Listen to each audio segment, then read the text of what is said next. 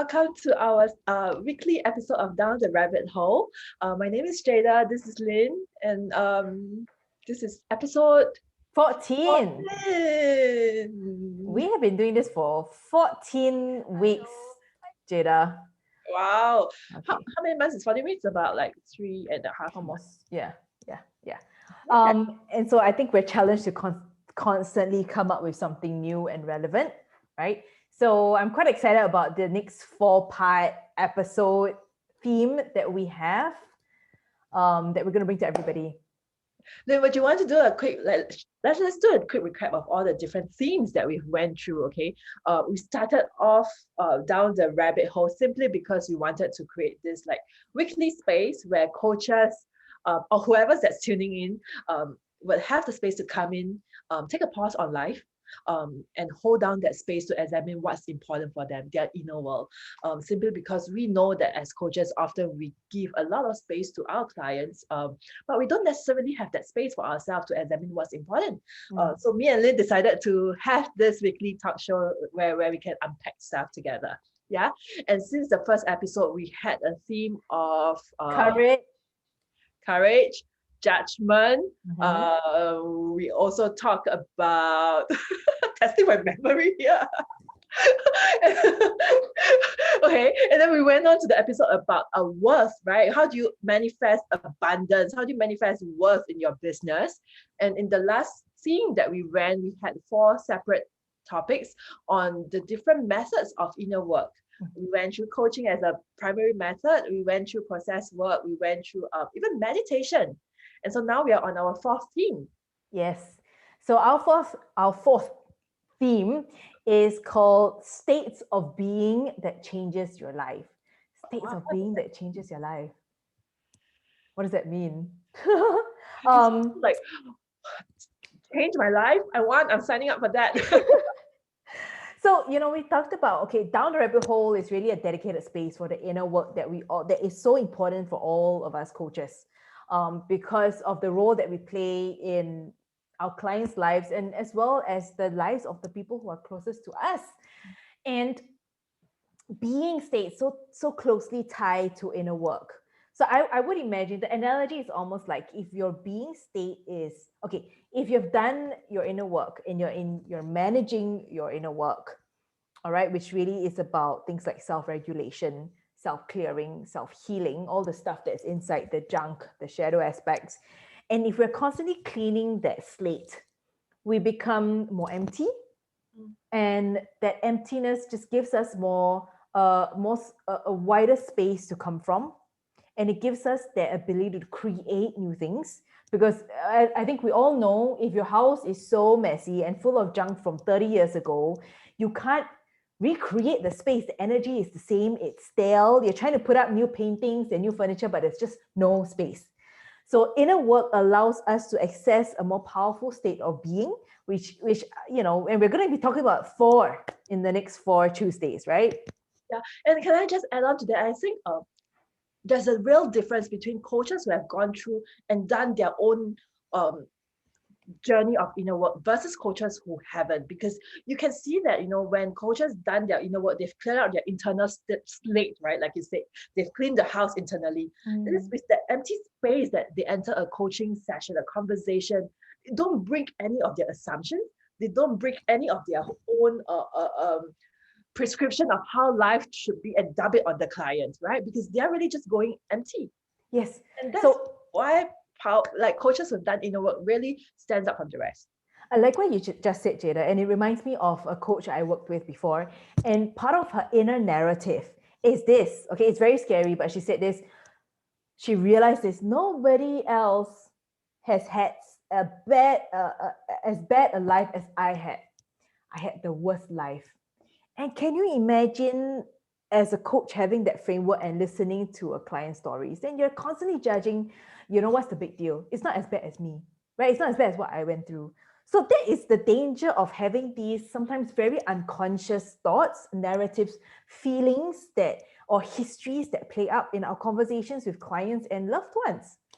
Wow, that must be such a burden, a very difficult narrative to carry, whether you're a coach or not. Well, also, right, it's that burden, like, just Like how would her life be if she can get past that? Yeah. Yeah. Yeah. And so sometimes you sometimes wonder why people are not happy. Right. Babe, do you know how many people do you know have asked you this question? Or have somehow in your coaching sessions this has surfaced. What makes me happy? All the time. Right? All the time. I mean, it's not just a question of what makes me happy. It's a lot of times clients bring in projects that they want to work on, that they want to do, thinking that will lead them to happiness. Oh, I need to really start.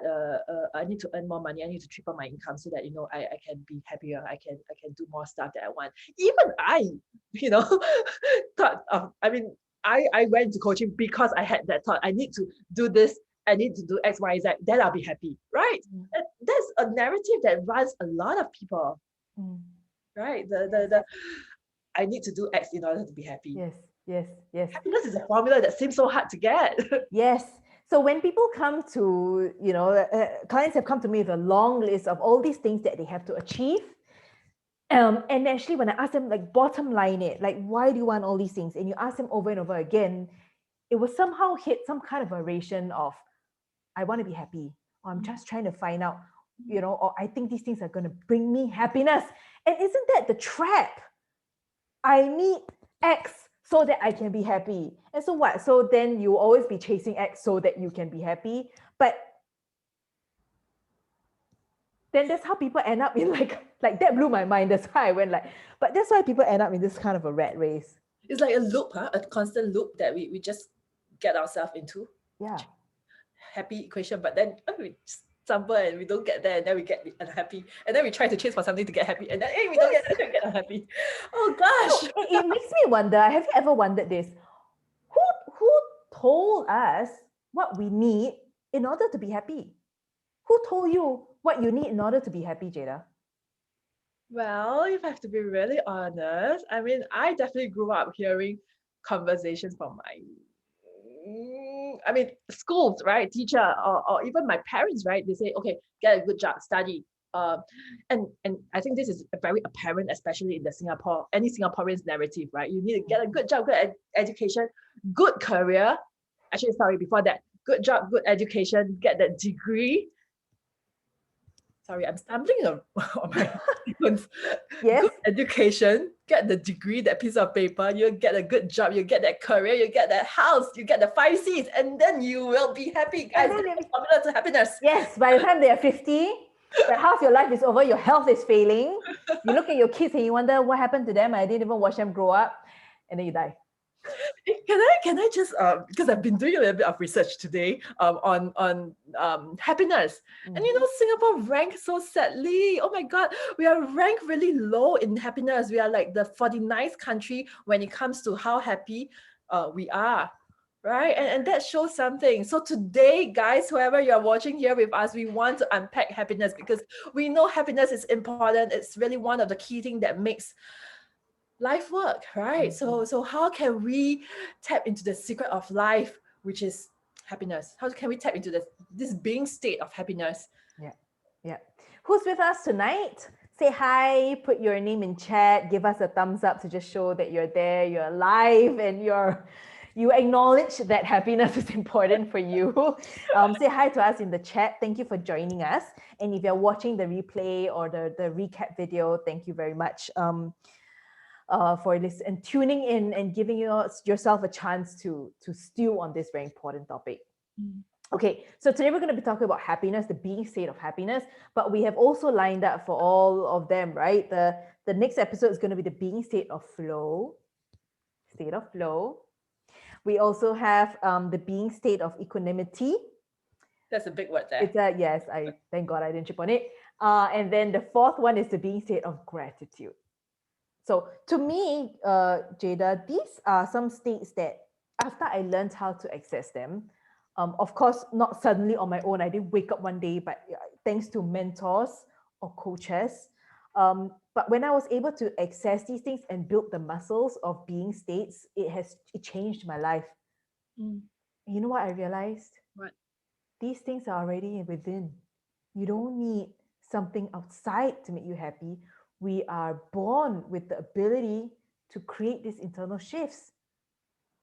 So you're saying that I can constantly shift myself into whatever state of being I want to? Do you not think so? I think so. I just asking you a question. So yes, but it's a muscle that you have to realize. And You actually, think once that, you realize that muscle, so okay, I'll tell you something very interesting. I know you have something very interesting to share with us, but I want to launch off with a client case. So I have a client now, and he, in the first few sessions, it was really very quickly established. I want to know what makes me happy. Very successful business guy. He's a leader. He's in his mid 40s, and I think at the level that he's at, he's finally realized that he's seeking this answer, and he doesn't have the answer. So it's because of the coaching platform, it's not something that I can own him into. It's not what he signed up for.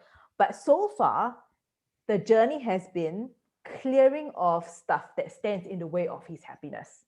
Okay. So all the things that he thought makes him happy that he realized doesn't, all the history or the SHIT that he's carrying with him, we had to go through session after session of getting him to realize that for himself and dropping those things. Now, successfully after 7 sessions, he has approached a clearing. He got a bit of an awakening, a big aha, and he realized, you know what, I feel like I'm at the crossroads.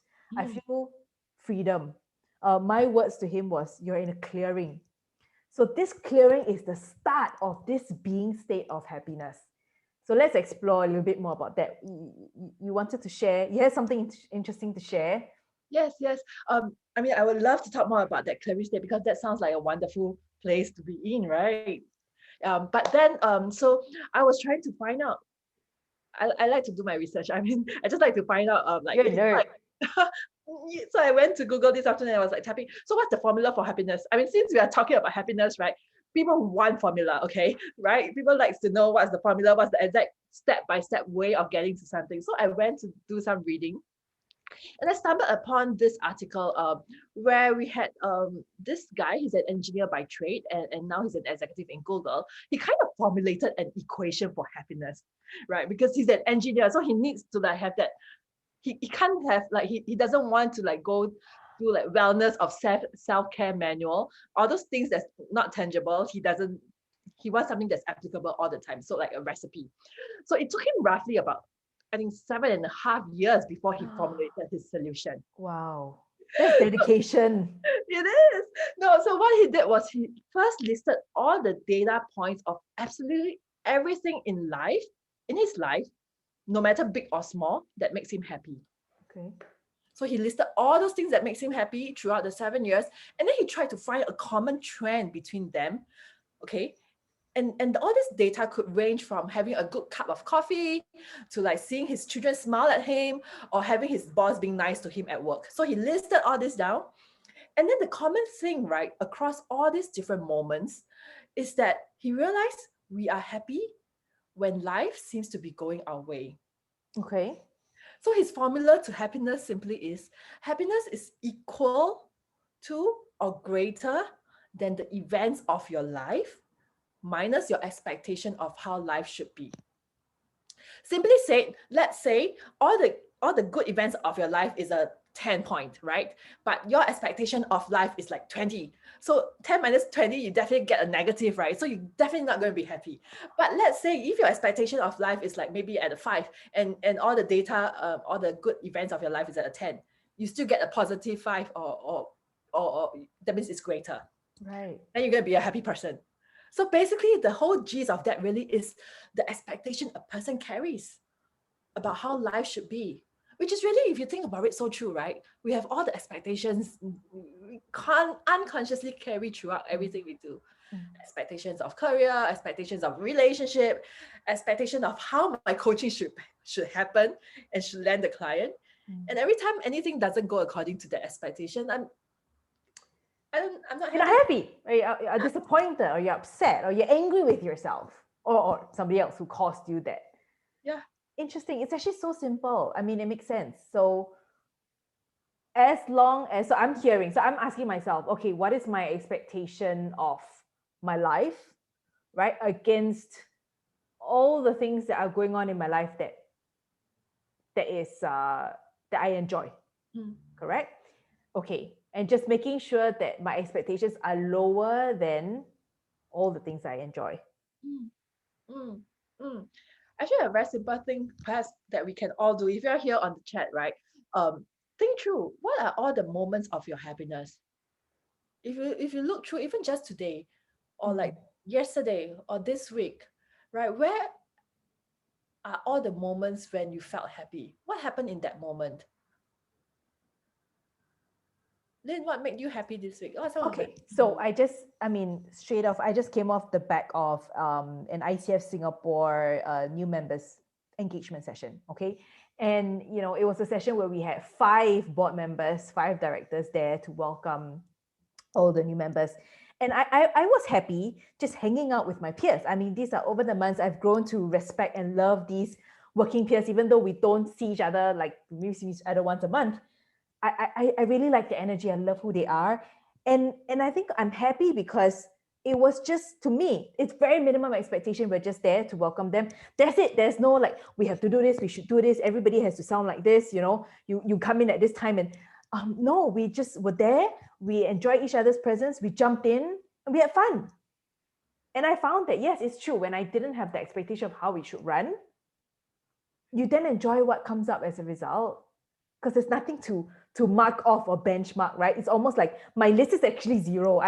My only expectation is, okay, when I call upon you, come out, just unmute yourself and share what your committee does. That's it. Yeah.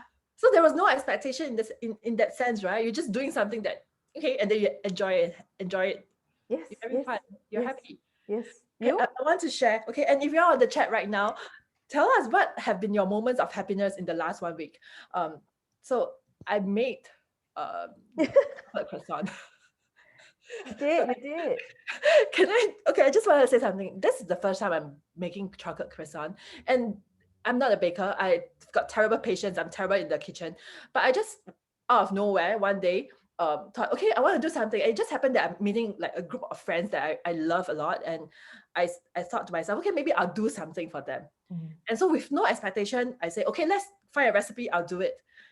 And so interestingly, it came out really terribly looking, I would say. I mean, because you had like chocolate oozing out, right?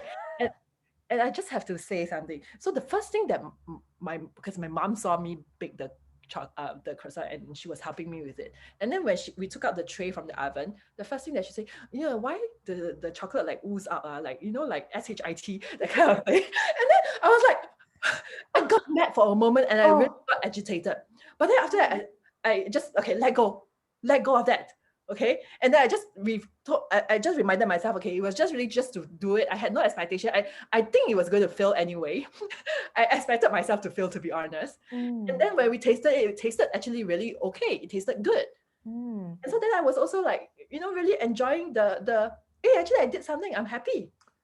Right, because your focus sounded like it was on something you just wanted to do for yourself. It was an expression of something, right? There wasn't it has to look a certain way, it has to taste a certain way. People have to say it's very good, No. Yeah, I'm just like, okay, good. I'm done. At least I did it. Yeah. And I enjoyed that moment. And I woke up at 7 a.m. for that and was like, hey, I do like that, that moment of like doing something for myself. Yeah. In that moment. Yeah. No expectations. Yeah. No expectations. Yeah. Optimal expectations. Low expectations. So it brings to mind so I've been running business, and you know this, right? We've been friends for so long. I've been running business since 2003. And now so when I started CCI, it was 2016. So that's, I don't know my math, but anyways, many years of business experience. Business failures, business letdowns, people leaving, people coming, people leaving, people coming, people leaving, not earning money, whatever, like things bombing, partnerships breaking, all that happened. And it was, I think it was painful, right? And for some reason I didn't go like, I'm bad at business. I think I was quite stubborn. I think I hate corporate life more than I'm bad at business. So I just never went that way. But I think all those mistakes kind of allowed me to, it showed me a lot of wisdom. Okay, so I think I got a lot of wisdom from all those mistakes. And the wisdom, one of the major lessons that all this taught me was to learn from those mistakes and just get better. Okay. And so somehow when I started CCI, everything clicked within me. And I told myself, I remember very consciously telling myself, we're just going to do this because I love it. Myself and my partners, we love it. We believe in it. And that's it. And there's something that we said right from the beginning. And we still always say almost every year. One day, if things get out of hand, it's become an organization that doesn't resonate with us. It's off values, off alignment, is full of, politics or whatever, we will just burn everything down to the ground. So we're not attached to how much it has to make. We're not attached to we have to go global. We do this for the joy and that we love working with the people that we love working with. So each other and our associates or our faculty. And to me, that is the most important thing. We don't have a very long life. We're here to enjoy relationships and do meaningful work together. And as long as, to me, that's very minimum for a business. And I think so far it has kept us all quite free of expectations, free of baggage. I talked about the history of all those mistakes because I realized that I didn't bring those in. I didn't say, I need to make up for that. I need to prove to myself that I'm a good businesswoman. There was none of that. It was purely started from, a very clean blank slate. And I think that has really helped. It's quite, we've been talking about this, like that blank slate or very, very low expectations. So would you say then the secret really here is like cleaning your slate, minimizing your expectations? Just look at 2020. What did that teach us? Huh? Everybody started off 2020 is going to be the year. You know how many coaches people I know who said, I've quit my job because 2020 is my year. I'm going to start up my own business. And look what happened. Because that's life. We cannot control it. Whatever that we plan can just be thrown up in the air. You can plan a whole list of all the things you want to do today. Boom, family member goes in the hospital. Serious case. What are you going to do? Somebody dies. 2 weeks of your life wiped out. Everything you plan to do is gone. And I think that's a major lesson in life. You can plan, but you cannot be attached. And I think the people who suffered in 2020 are the ones who are overly attached to this is what it should look like. This is what I want to see myself within myself, how I want to show up. This is the year that is supposed to bring me these things. That's the worst. Supposed to bring me these things. And life shows you, sorry, you were born on a white slate. And sorry, many people died in this year. You are going to leave on a blank slate. There's nothing you can carry with you. So why are you so hung up about all the everything that you take on in between?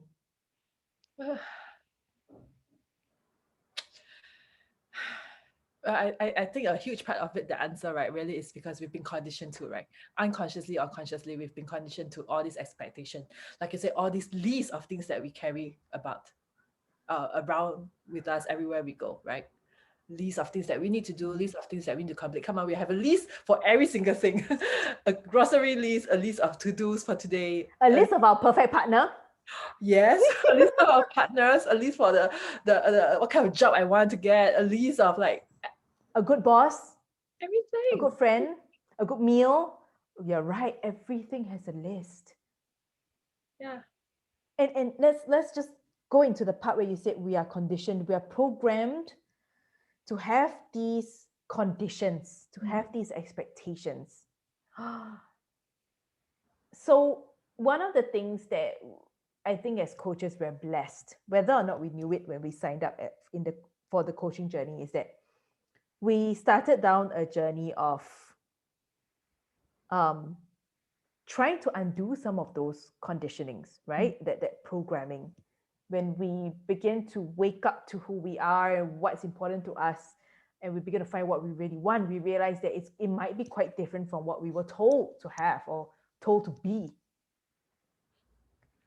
See, being successful, being successful is conditional. It is, the condition is you must meet these things that society says is success. Yes.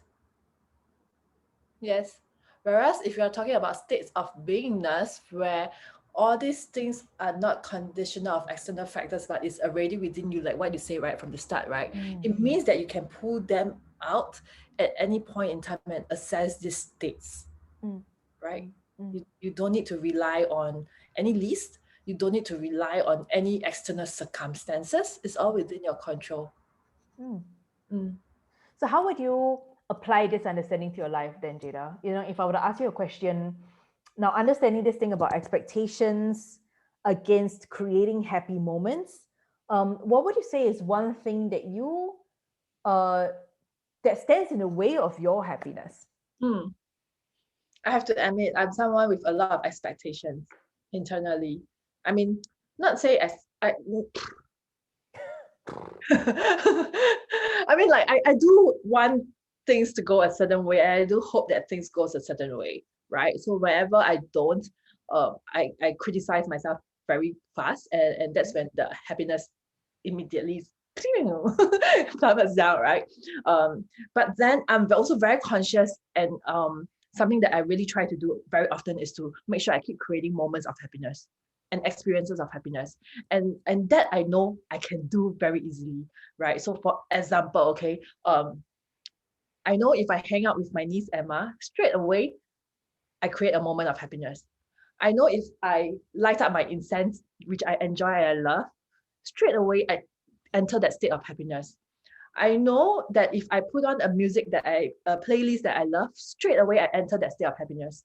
I know straight away if I let's say I hang out with you or Dulcie or my like really good friends, straight away I'm in a state of happiness. So actually, it is in all these small moments of doing things that I enjoy and that is important for me, I continuously create more moments of happiness. I So like that. shift away that judgment or list that I have. Okay, so it's like a two-pronged attack, right? You want to deliberately, and this is the whole point of consciousness, you want to deliberately create things that make you happy. Recently for me, it's flowers. I noticed that all these years, because I love flowers, okay? But I've noticed all these years, I've always thought, I can't afford flowers. You know, because even though they're not expensive, you throw them, I mean, they die and you throw them away after like 3 to 5 days. So to me, it's like, it's a waste of money. You're literally throwing away money. And that has controlled me for all these years until I realized, why don't I just screw it? Flowers make me happy. I'm going to invest in my happiness. So flowers, yes.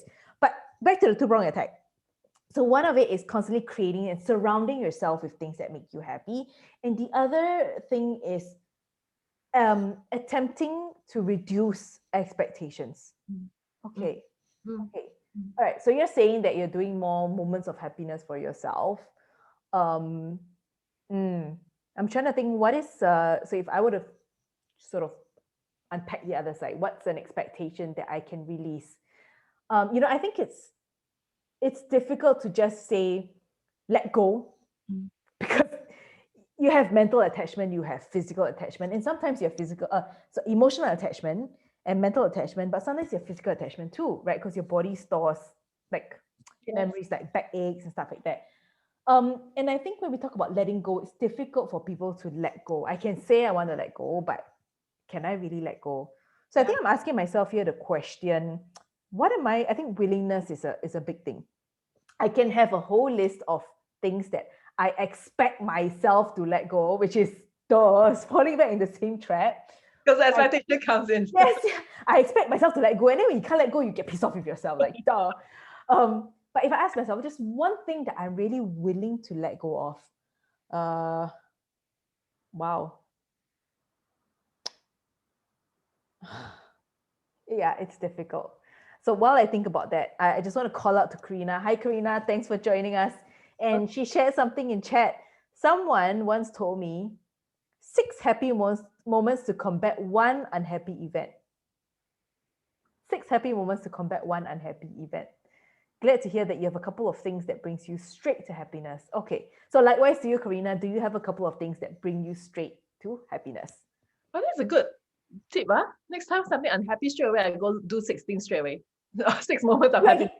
Yeah, but to me, the question is like, okay, I think there's a difference between choice and denial.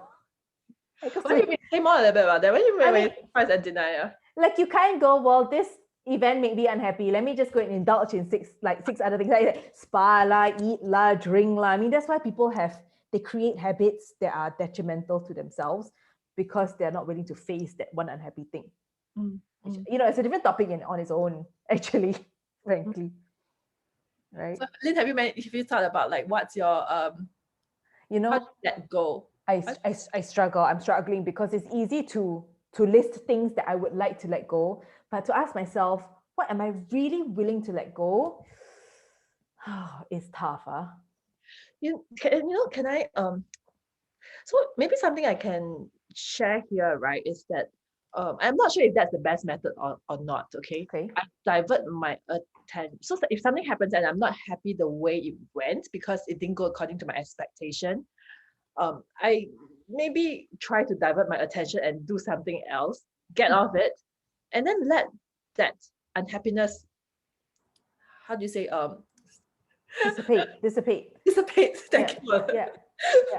Lost my word. Let it dissipate, and then when I look back at it, and then I can be able to. I'm then able to adjust my own expectation of that, and then let that go. Breathing space, right? Yeah, I give Oh, my space and from that incident. that's very evident in parenting. Like, because when you parent, it swings from like very joyful to like super pissed off, right? And it's like, okay, no, space, distance is definitely, that's a very good tactic. Distancing. Yeah. Yeah. I think what you shared earlier at the start also helps a lot, right? Like, cleaning out the slates, wrapping up things, that helps to let go. Okay, thank you for that. So I am on a mini personal project last month and this month to slowly close up projects from the year, close things up, clean things up, restore, so that I can restore energy that I've invested in over the last year. So I think I'm going to just continue doing that and just keep asking myself, what else am I ready to close up? What else is ready for me to close up? Mm. So that's going to be my inner work all the way through December. Clearing my computer is a major thing. It's all hanging on me. I think there's just too much junk, right? And these things show you, right? There's physical stuff that reflects back on you. Dude, you need to clear up so that you can work faster and work more efficiently. I like this project of yours. I think I'm going to try it for December. It's important to close up the year and clean off the slate before you enter a new year with more stuff. Yes. One of the things that I have to forgive myself for this year was I only had one goal in 2020, one personal goal, and that is to work on my health and fitness. Because I had multiple major projects going on, and I said, if it's one thing I need to keep in check, is my health. Yeah, zero. Like COVID just completely went, Lin, I'm handing you a very good excuse to not have to work on yourself. So I've not worked on it.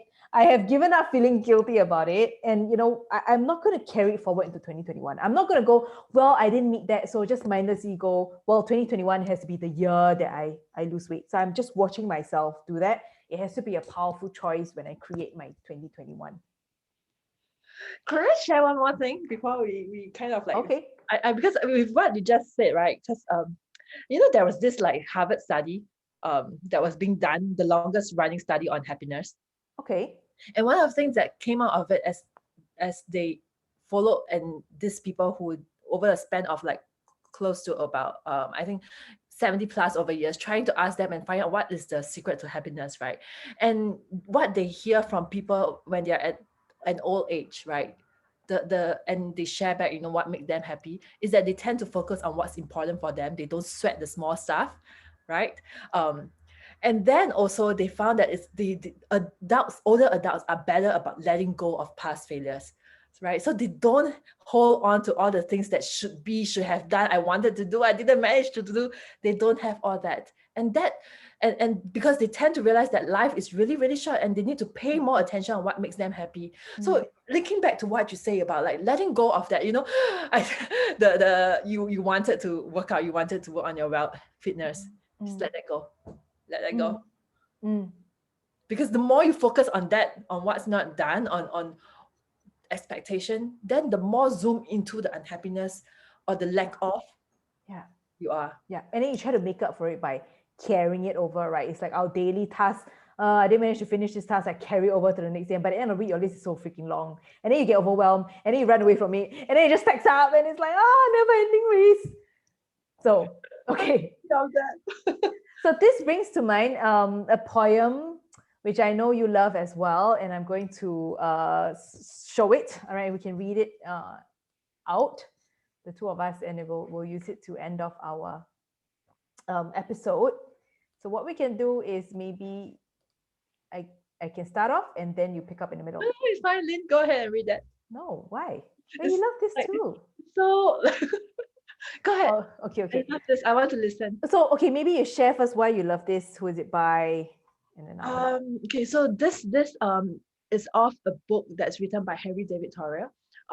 So he went into the woods and spent a good 2 years living in the woods just to see what is the meaning of life and what is the bare minimum essentials of life. I love it so much that I even traveled all the way to Warden Pond just to get a sense of the space that he was in when he wrote this book. So did you get enlightened there? I didn't, but I just. But did you feel it? When I went there, it was in the middle of winter, so the whole pond was like frozen. The whole forest was covered in snow.